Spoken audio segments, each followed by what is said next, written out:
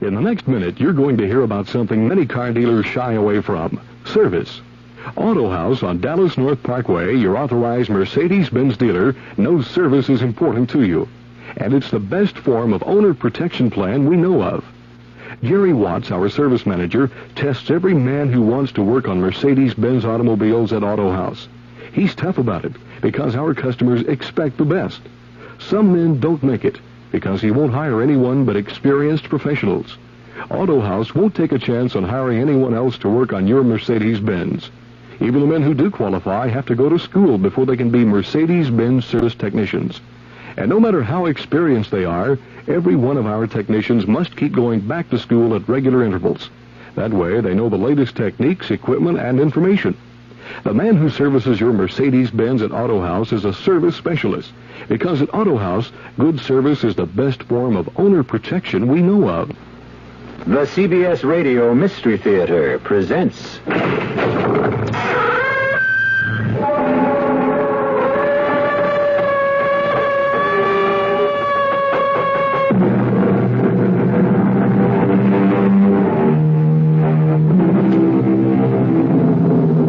Come in.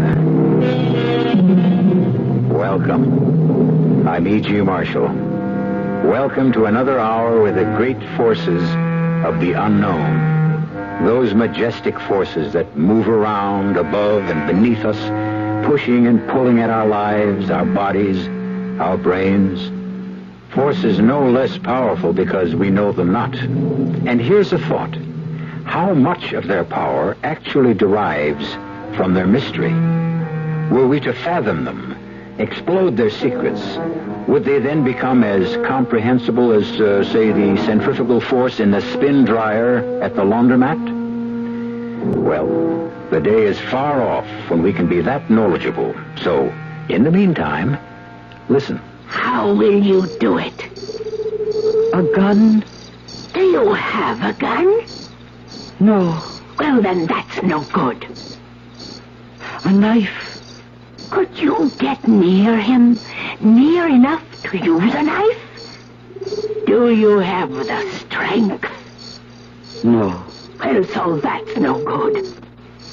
But he has to die so that I can live. He will die. He will die tomorrow morning. How do you know? He will die of the mass of Saint-Césaire.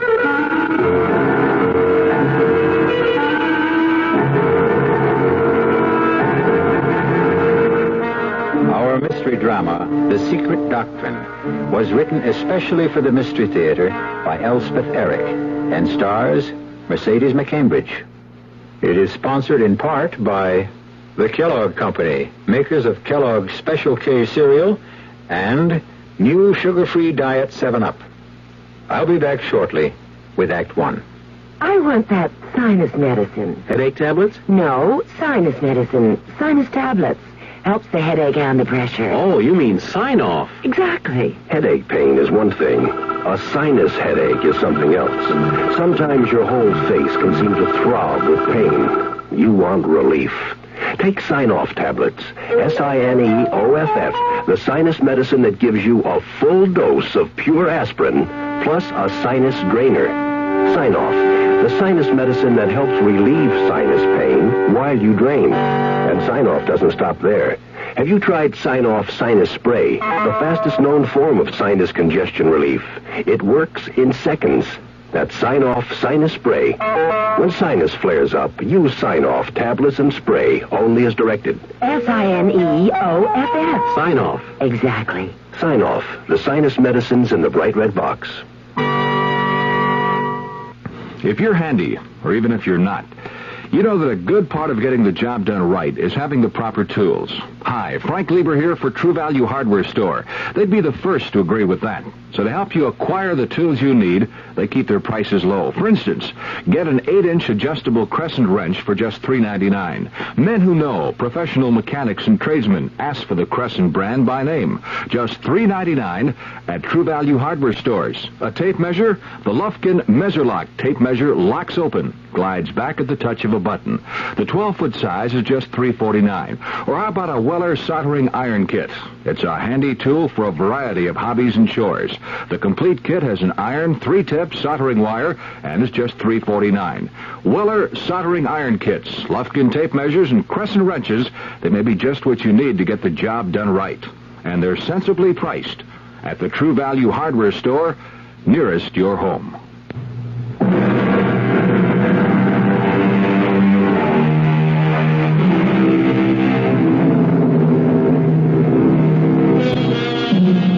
Be careful, they say, what you ask for, lest it be given to you. Who of us knows what to ask for? Who can see far enough into the future to know what gift will delight and which destroy? Better simply to accept whatever comes, with gratitude, whenever possible. Listen with me now to the somber story called The Secret Doctrine. You can begin now, Louise. Now, Father Giles? The others have gone. You said your confession would take some time, so let's begin. Bless me, Father, for I have sinned. Go on, Louise, and speak up. Don't mumble. In thought, word, and deed. Oh, Father, I can't find the words to tell you. Remember, I sit in the confessional box not only as your priest, but as God's own surrogate. Father, you know Peter Sorrell. Sorrell? Yes, the American movie star. Oh, I don't know any American movie stars. Oh, you mean the actor who came here to make a film about the saint? It's Vincent de Paul? Yes. It caused quite a stir in the village. And then something happened. What was it? Father, Peter Sorrell died. Oh, did he die? I hadn't heard. This morning. Oh, God take his soul. What was his illness? He was not ill, Father. He simply died. He slipped away. But he was not an old man. What did the doctor say? Just what I told you. That he was not ill. That he simply grew weaker and weaker until death took him. I know what he died of, Father Giles. You know? He died of the Mass of Saint-Césaire. Do you know what you're saying? The Mass of Saint-Césaire has not been said in Gascony for hundreds of years. Most priests have never heard it. Oh, no good priest would even say it. I think you would best tell me all about it, Louise. Yes, Father.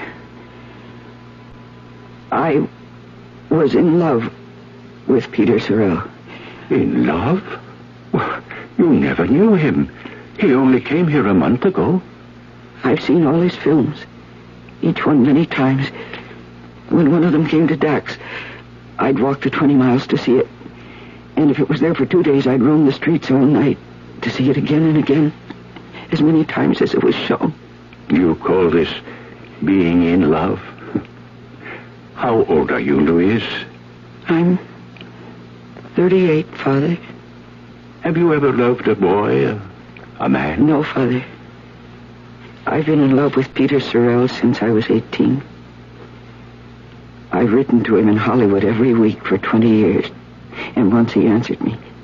And he sent me his picture. And when I heard that he was coming here, I saw the hand of God. Take care you don't blaspheme, Louise. That is how it seemed to me, Father Giles. Go on. The company he worked for had rented the big house on the hill for him. And the first day he was here, I took him some of my onion soup. Well. What have we here?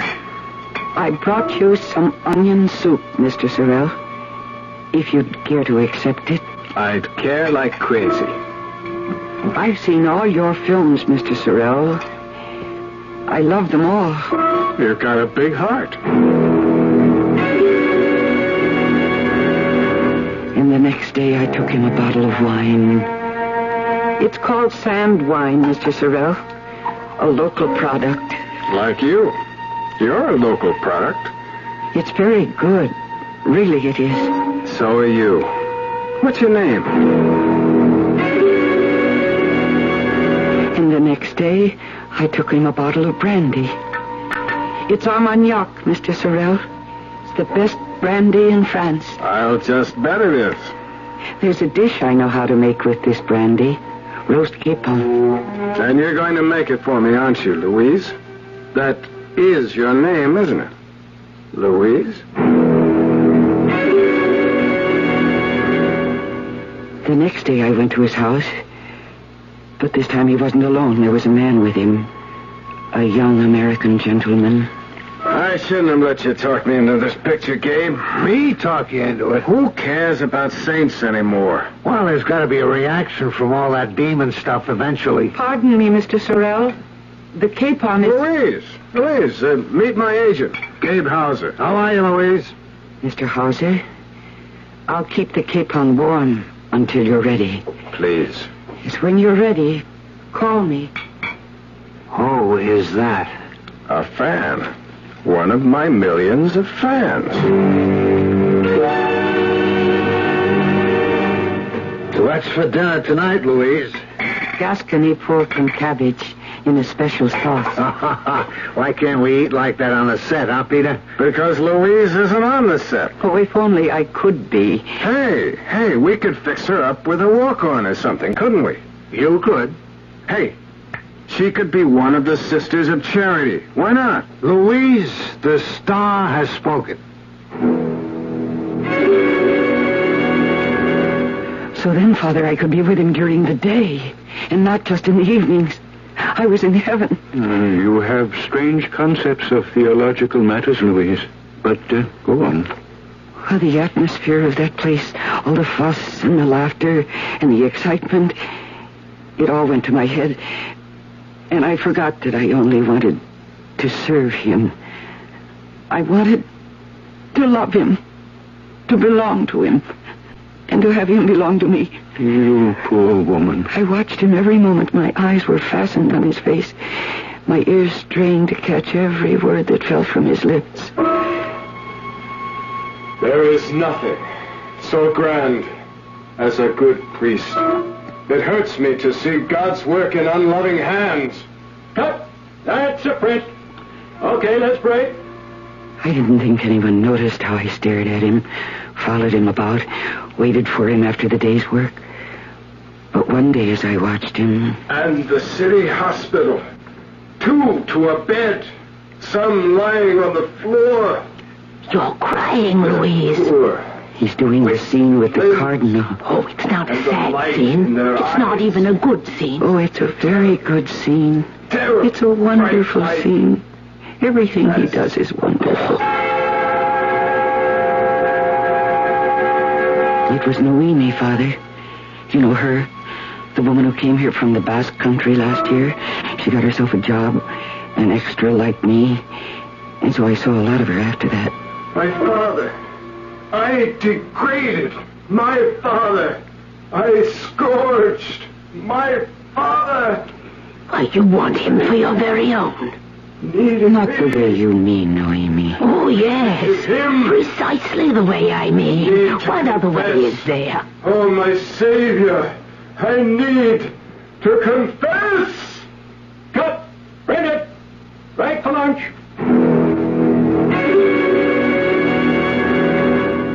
Noemi was always there, Father. I couldn't send her away. She belonged there as much as I did, after all. Why in the world should I lie down when those poor people are calling for me? Why, you want him, Louise. It shows on your face. See them lying. It's hopeless. Tommy, can you get your hands on some locks of his hair, cuttings from his fingernails, his toenails? Why? Why should I? Why, they will give you power over him. Oh, I can't believe that. Oh, believe it's true. His hair, his fingernails, his toenails. If you want him, get them. them and bring them to me. Need me? Cut! Break that. Insertions on the set, please.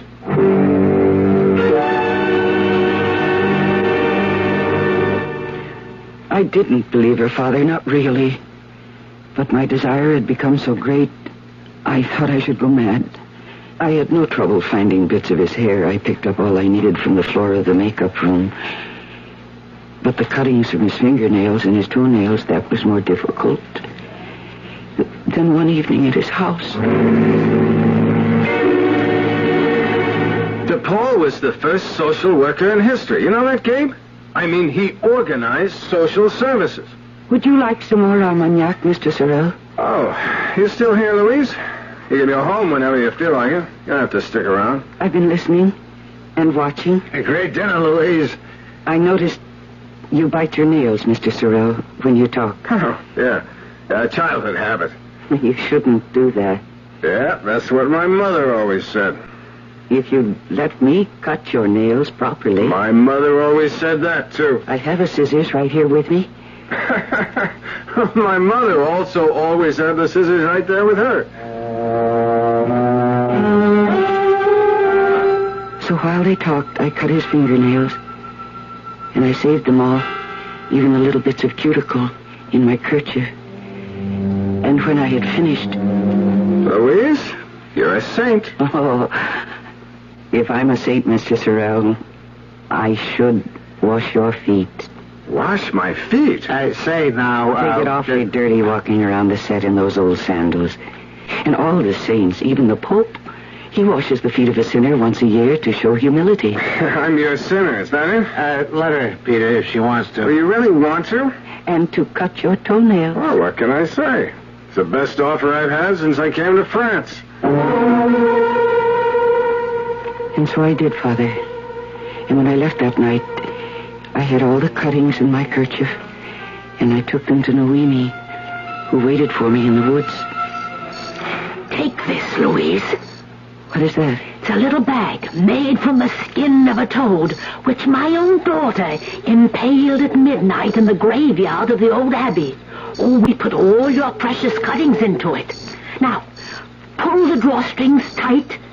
That's it, and hang it around your neck, under your dress. Yes, just like that. How do you know that it will work? I know.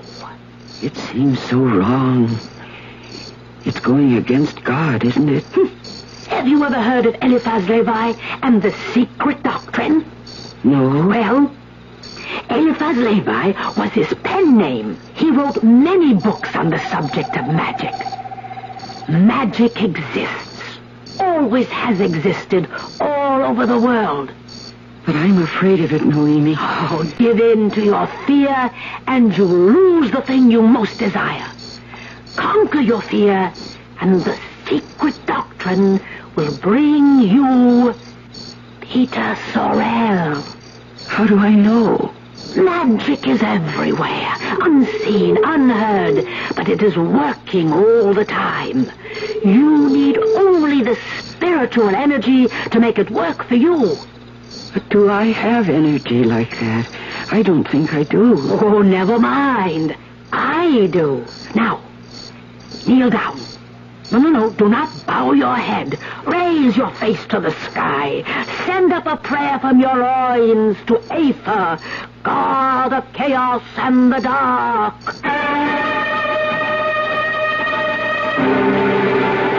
Well, the secret doctrine has been kept from me, I must say. All my life I have struggled from problem to problem, quandary to quandary, with only my limited intelligence to assist me. And all the time, was there a secret doctrine that might have solved things magically? If so, I'm a little late finding it out. We'll be back shortly for Act 2. Look, let's put an end to all this gloomy-sounding stuff you've been getting so much of lately. Income tax is behind us, spring is here, Aaron's hit number 715, and there's even reason for hope with the gasoline thing. It's in this new spirit that I'd like to talk to you about buying a new car. It's a small car, one you can judge sanely, and not just in terms of how many miles per gallon it gives you. The car is a Buick, A Buick Apollo. Like any self-respecting small car, it is economical. It's got a 6-cylinder engine and a 21-gallon gas tank, which combine to give Apollo good gas economy and great range. But Apollo can also seat 6 passengers, and it has the kind of smoothness, quietness, and interior comforts that you'd expect of a Buick. Okay, you're looking for a car, and you think it should be small. Well, Buick has the car, Apollo. But don't buy it because it's small. Buy it because it's a Buick. If you love spaghetti like I love spaghetti, I know what you're looking for. So come on, get ready for great spaghetti at the spaghetti store. If you want spaghetti, the best spaghetti, you don't have to look no more. Get your taste buds ready for great spaghetti at the spaghetti store. Here's a riddle for you. What has 6 different kinds of spaghetti? Chicken, mushroom, meat sauce, shrimp, meatballs, or a combination of any of the above. Oh, that's easy. And dinner prices from $2.10 to $2.85. Still easy. And additional selection from ravioli to steak. That's not a riddle, that's a cross-examination. Come on, what's the answer? The spaghetti store. Now, here's one for you. What has blue eyes and a craving for spaghetti? Paul Newman's stomach. No, me, meatball. When you come in, bring your appetite. There's one thing you know for sure. Great spaghetti we've got, and it don't cost a lot at the spaghetti store. 2731 West Northwest Highway. Also Arlington and Fort Worth.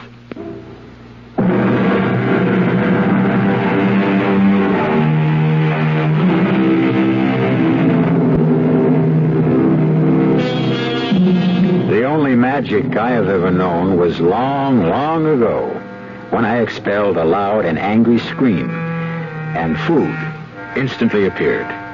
Talk about rubbing a lamp. Talk about wearing a bag of discarded nails and hair about your neck. Well, we shall see if they can match my infant cry.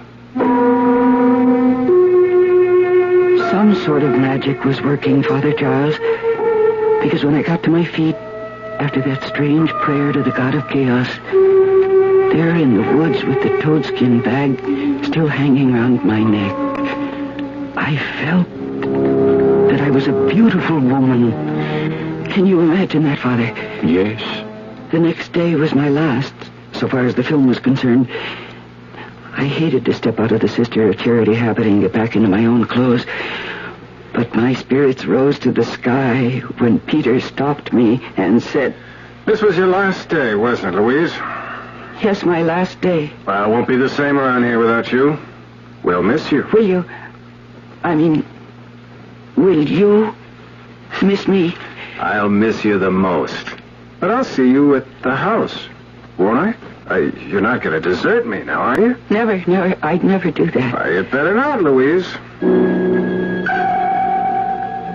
I met Noemi late that night in the woods, and I told her what Peter had said and what I had said. You see? The magic is beginning to take hold. I couldn't go to the set the next day. What reason would I have?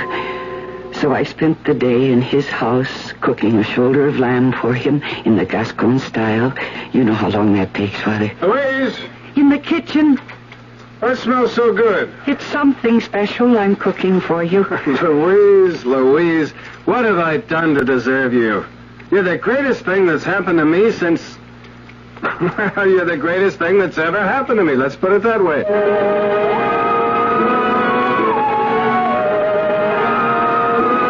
I told Noemi that night that time was growing short, that in 2 days Peter surely would be leaving France.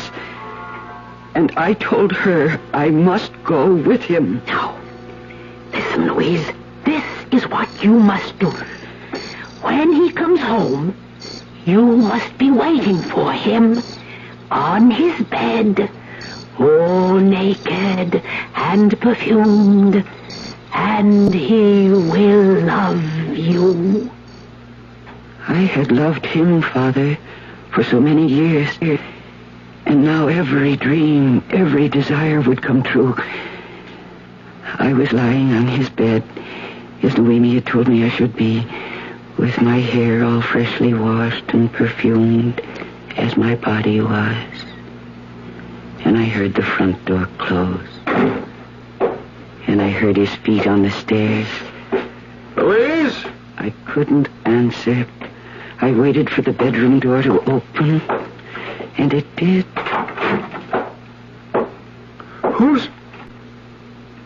What a... Louise, is that you? What in the name of heaven? I've been waiting for you. Are you crazy? Peter, listen to me. I want you to love me. You do love me. I've seen the love growing in your eyes. I've heard it in your voice. Take me now and tell me that you love me. And that we will go to America together, to your home, where I will love you and look after you. Louise, now listen to me. See, look, over there, I brought all my clothes. I feel that I'm reaching the end of a long, long journey. I've loved you so long. Louise, let me talk to you. Oh, yes. Talk to me. Louise, if I've made you think that I'm anything more than just very fond of you, I'm sorry, Louise. I'm very, very sorry. If I've made you think I love you, well, I'm sorry. What more can I say? But you do love me. You've loved me for 3 whole days. 3 days? And I've loved you for years and years. But you've only loved me for 3 days, so of course it seems new to you. I understand. Now, Louise, what 3 days are you talking about? The last 3 days, of course. Ever since I started wearing this. What's that? It's a bag made from the skin of a toad. A toad impaled at midnight in the graveyard of the Abbey. What's in that bag, Louise? Why, part of you. Bits of your hair, bits of your fingernails, your toenails, little particles of you. What kind of a game are you running on me, Louise? It's no game. It's real. Real hell. All the time you were hanging around here. You were cooking and cleaning and washing and all that. You were hanging around the set, waiting on me, telling me I'm such a great actor, begging to cut my fingernails, my toenails. You were conning me. You were running some kind of a tricky, sneaky game on me. It was no game. Now, look, lady, you get your clothes on fast, you hear me? You get out of here. You want some money? No. I'll give you money. You've earned it. But if you ever try to play any of these crazy tricks on me again, I'm going to track you down. I'm going to have you put away. Now, you get out of here. I did get out, Father Giles, but I can't remember how. The next thing I remember is running through the woods, calling for Noemi. And then I remember falling down on the ground, and the blackness coming down over me. My poor Louise. Noemi found me a little later. I don't know how much later. What happened, Louise? Nothing happened, Noemi. He doesn't love me. He never did. I think you'd better take back the little toadskin bag, Noemi. It didn't work. Did you do everything I told you? Yes, I did. I washed my hair and perfumed my body, and I lay on his bed. But when he came home, he didn't want me. I tried to tell him about the secret doctrine, but he didn't want to listen. You told him? I tried to. After all, I don't know much about it, only what you've told me, and I didn't understand all of that. But he didn't want to hear about it. Oh, the man is a monster! Yes, he is a monster. You poor woman. No, don't you feel sorry for me either, Father Giles. I don't want anybody to feel sorry for me. But don't you see? You let your desires take hold of you, Louise. You let them dictate your actions. You lost control. Oh, yes, I did that. You became blind to the realities of the matter. Yes, I did that, too. I fell in love with a man when he was only a walking shadow on a screen. I hurt no one. I would never have hurt him if he hadn't come to France to make another of his foolish motion pictures. Louise, would it make you feel better, my child, if I were to tell you that you are not the first to give your heart to an unknown man, who's only making his living by performing in public. I suppose that is true, Father. Does it make you feel a little better? But I don't feel badly, Father. You don't? Not about him. Not about trying to give myself to him and his telling me he didn't want me. I felt badly about it at the time. Very badly, I suppose. Of course you did. But by the time Noemi found me in the woods, I felt quite differently. Just how did you feel? Very calm, very clear, very right. Right? About what? Clear about what? About what I must do. And what was that? I kill him, of course. But you have said that it was all your own doing, that no one else should be blamed. Quite so. But I had to kill him in me. Don't you see what I mean? I'm not sure that I do. Father, he was part of me. He'd been part of me for many, many years. There was more of him in me than there was of myself. Oh, you must understand. I'm trying, Louise. I knew how wrong I'd been to love him. Yes, to lust after him. To have obscene thoughts about him there in the dark of the theater. I knew these were sins. They were bad sins. And now I was willing to take upon myself the last sin of all. To kill him. Don't you understand that? I don't believe I do. How strange. Noemi understood. You say Noemi understood? What you have just told me? Yes, Father. There, that night in the forest, I told her how I must commit this most grievous sin. How will you do it? A gun? Do you have a gun? No. Well, then that's no good. A knife? Could you get near enough to him to use a knife? Are you strong enough? No. Well, then that's no good. But he must die, so that I may live. He will die. He will die tomorrow morning. How do you know? He will die of the Mass of Saint-Césaire.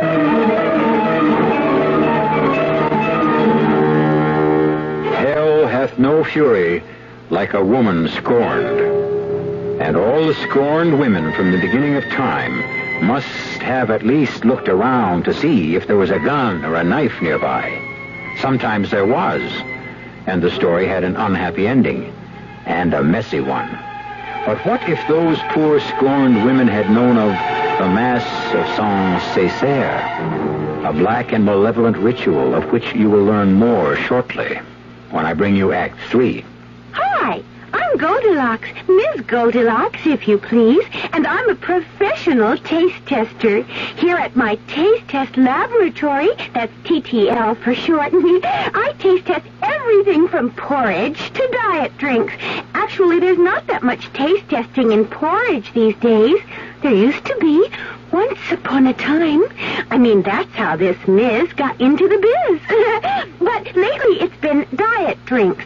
I mean, with so many diet drinks going sugar-free, I've been really busy conducting taste tests.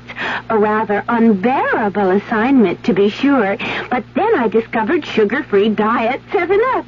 Fresh, natural, delicious. My only problem is that sugar-free diet 7-Up tastes so good that it broke my Goldilocks diet drink taste-o-meter. Well, sugar-free diet 7-Up certainly has my seal of approval. This one's just right. I was having dinner in Old Town Village last week, and as we were leaving, we noticed that the waterbed store was open. Well, we went in. You know, I'd never really looked at waterbeds because I always thought they were for the kids, and if I ever got on one, I'd probably get seasick. But it was different. The salesman there got us to lie down on a bed and told us why we'd sleep better on a hydro-rest waterbed system. He also took the time to tell us about frame construction, mattress durability, and the safety features incorporated into each of their systems. We got home and read the literature and decided that a hydro-rest system makes good sense. We're going to buy a waterbed from Dallas's oldest and largest waterbed company, Waterbed Systems International. They have 3 locations, 3323 Oak Lawn, Old Town Village, and a brand new store in Town East Mall. I tried hydro-rest. I was impressed.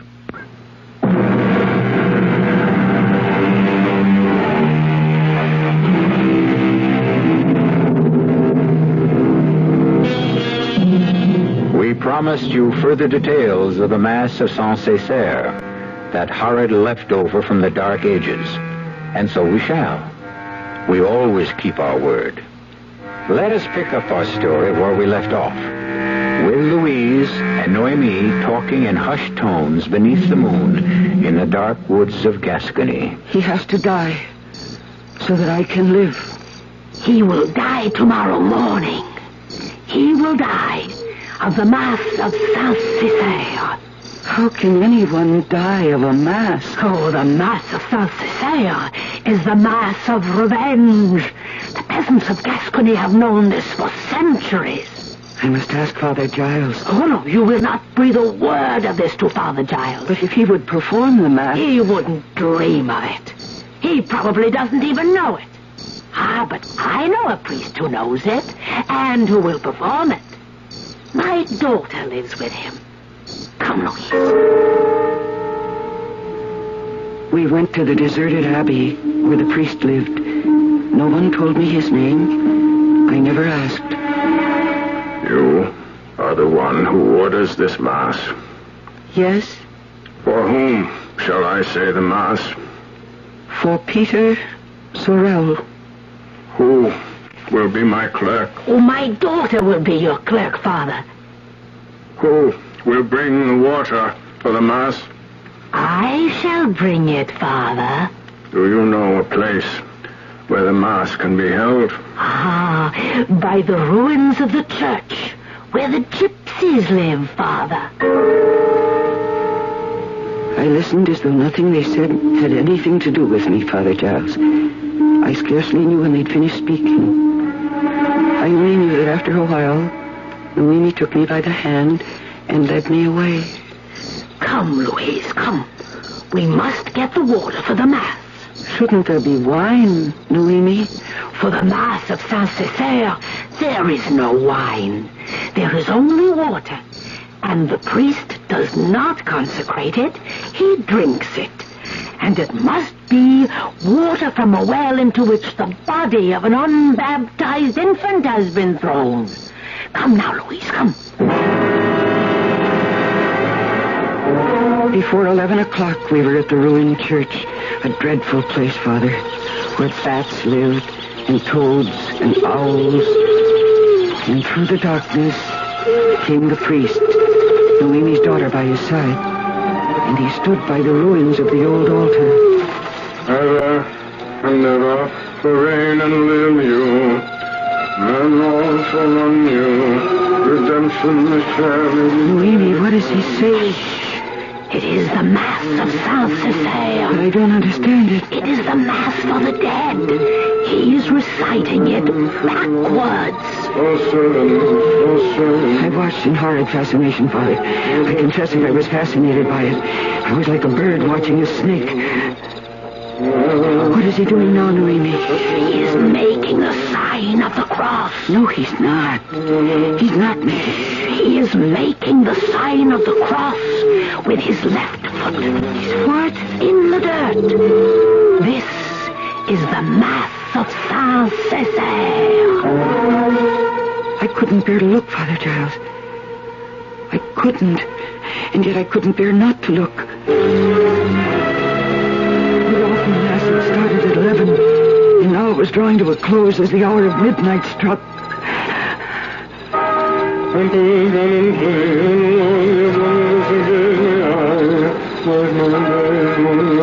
then the Mass was suddenly over. And the priest and his clerk, Noemi's daughter, stole away into the darkness. without a word to us. It is over, Louise, and Peter Sorrel has begun to die. I'm not sure I believed her, Father Giles. I wasn't capable of belief or disbelief or of any thought at all or of any feeling whatsoever. I only felt tired. So tired I doubted I could move. But I pulled myself to my feet and I said, I must go to Inuimi. I must go to Peter Sorrel. And I went, Father. I went into town to the house on the hill. And I waited there till the sun had been up for an hour. And then I went to the door and knocked. Oh, Louise. I suppose you want to see Peter. Is he here? Yes, he's here. But he's very ill. The doctor's with him. And no one knows what's the matter with him. But I knew, Father Giles. He was dying of the massive Saint-Césaire. Oh, Louise. I went to the door every hour, Father. Once, I was told that they'd sent for his doctor from the States. But if that doctor arrived, he came too late. For at 10 o'clock, when I knocked at the door... Louise. He's dead, Louise. He died a few minutes ago. No one knows why or how or what it was he died of. I see. I know you were very fond of him. I was. Very fond. Very fond. I went home. I took off my clothes and I lay down on my bed. The little toadskin bag was still around my neck. I took it off. I kissed it. I put it under the pillow. And then I put my head on the pillow and went fast asleep. I slept soundly, with no dreams at all of any kind. And when I awoke, it was noon. Such a beautiful day. And I started to come here to make my confession. On the way, I met Peter Sorrel's friend once more. He died, Louise, of nothing at all. Nothing at all? He was perfectly well. Talking of going home in the morning. Then, about midnight, he said he was tired. He thought he'd go to bed. But he could hardly climb the stairs to his room. I had to help him. He lay on the bed and closed his eyes. He said he felt as though he was slipping away. Wasn't that a strange thing for him to say? That he was slipping away? I murmured something, that it was strange indeed, though of course I knew it wasn't. He died of the mass of Saint-Césaire, Father. And now I've told you everything. And what do you expect me to do, Louise? To give me my penance, Father. I know it will be severe, I expect that. I want it to be severe. I know what a grave sin I have committed. Do you, Louise? To wish for a man's death, Father, to bring it about. What greater sin could there be? To wish for a man's death, it is a sin in thought, but it can be forgiven. And you are not the first to have committed it. Your wish did not kill him. Men do not die so easily. It was the Mass of Saint-Césaire that killed him. God knows, and he alone. But you conspired in the performance of a gruesome mass, a relic from the Dark Ages. You took part in it. And what is most awful, you ordered it. And for this desecration of a holy ritual, There is no penance that would suffice. But without a penance, how can I obtain absolution? How can I obtain pardon? I cannot pardon you, Louise. I do not know a curate who can, nor a bishop, nor an archbishop. Father, what am I to do? My child, it is possible. I promise you nothing you understand. But it is possible. Were you to go to Rome, if the Pope were to see fit... To Rome? To the Holy Father? Only he has the right to grant pardon for the Mass of Saint Césaire.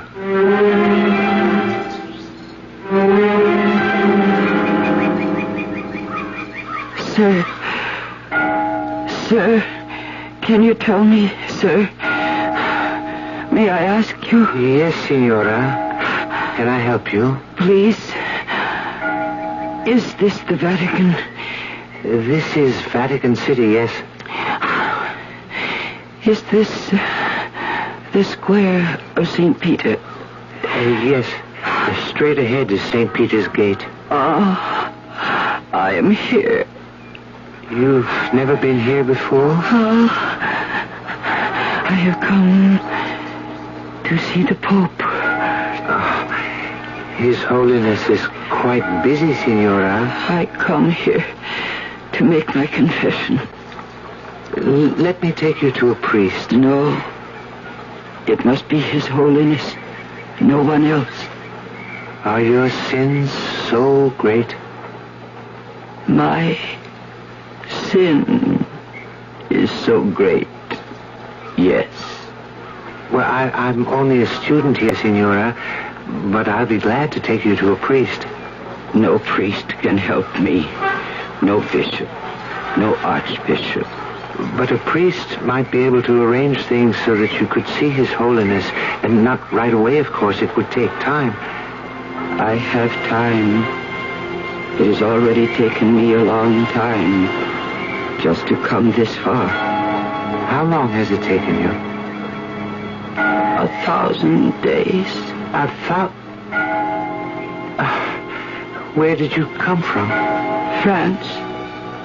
A little town in Gascony. But that could take you almost 3 years? Oh, you must have stopped off at different places. Each night to sleep and pray. You mean you walked all the way? An old woman like you? Do I look like an old woman? I have just turned 40. Oh, forgive me, but you look much older than that. It doesn't really matter now. Come. Let me help you to your feet. No. I shall stay on my knees until I see the Pope. I shall end my journey as I began it.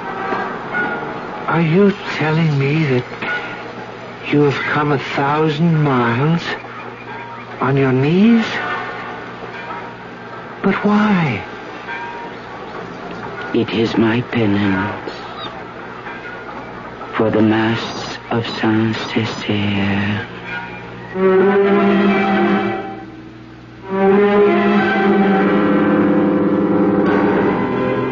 1,000 miles, 1,000 days, on her knees. What awful retribution we expect of ourselves. What endurance we can find within us to carry out our goal. And what is the priceless goal we seek? The goal that so obstinately eludes us after thousands upon thousands of miles and as many days. Why, I think it is nothing more and nothing less than peace of mind. I'll be back shortly. Great taste in the morning. Kellogg's has that wholesome taste to get you up and grinning. This is Jerry Coffer for Kellogg's Special K. You know, for years we've been talking about the Special K breakfast, a great way to start the day if you have a weight problem. You may have seen or heard our latest commercials, which symbolize the problem of being a few pounds overweight by using this ball and chain. That's the sound effect. But so many people have come to know the Special K breakfast that can help solve weight problems, they sometimes forget that Special K is America's favorite high-protein cereal. It has 8 essential vitamins and iron, and so delicious that lots of folks, kids as well as adults, eat Special K just for the sheer good taste of it. So we don't want you to think that you have to wear a ball and chain to eat Special K. All you need is an appreciation for the finer things of life, a 1-ounce bowl of Special K, 4 ounces of skim milk, tomato juice, coffee, and maybe a little sugar. The Special K breakfast can't help you lose weight all by itself, but it really is a good start. Some research experts say you can't taste the difference between beers. Well, if they're right, then Anheuser-Busch wastes a barrel of time beechwood aging Budweiser. Only they don't think so. Brewing beer right does make a difference. And they're betting a bundle that you can taste the difference in Bud. When it comes to brewing Budweiser, the Anheuser-Busch choice is to go all the way because they still care about quality.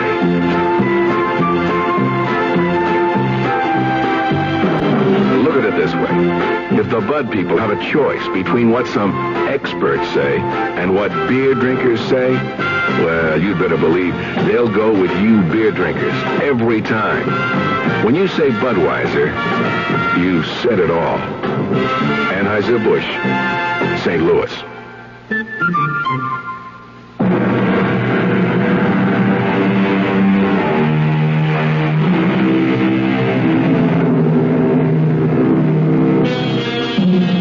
I told you it would be a somber story, did I not?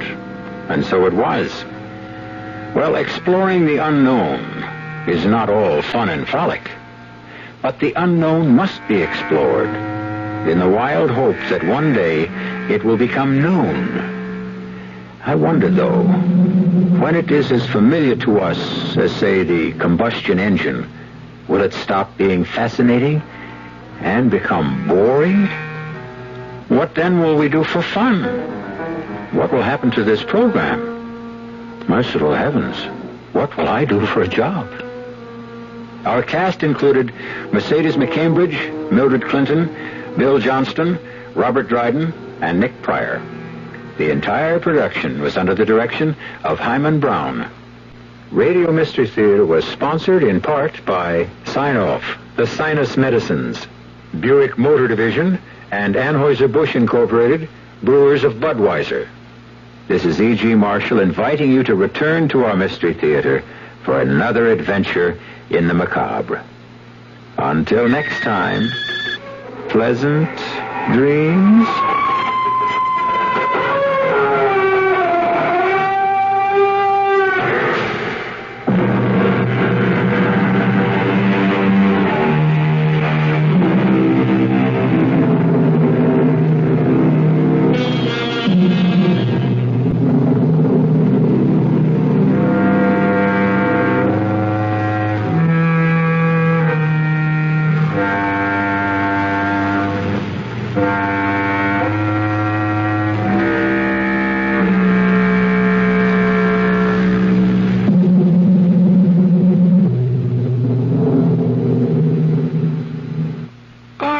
Now, I caught you sneaking out of North Park National Bank on Saturday. But, officer, North Park National Bank is open on Saturday. Oh, sure, the driving tellers maybe, but not the whole bank. Look inside. Well, I'll be. North Park National Bank is full of customers. Okay, let's get going. But, officer... Oh, nothing to worry about. I only want to meet your banker.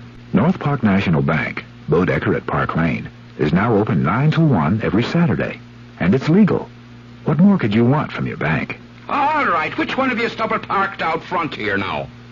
KRLD, Dallas.